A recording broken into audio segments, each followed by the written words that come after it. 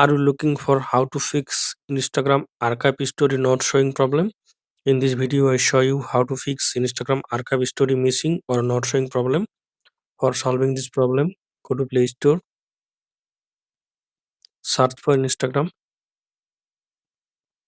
tap on Instagram, update Instagram if available any update version. Now go back to home screen, then go to settings, scroll down, then go to apps. Now search for Instagram, tap on Instagram,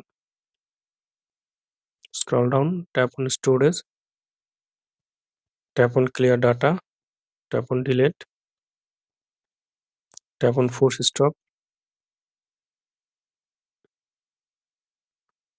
Now open Instagram,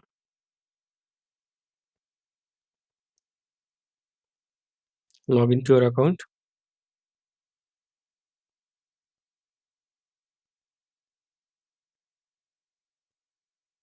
Now tap profile icon.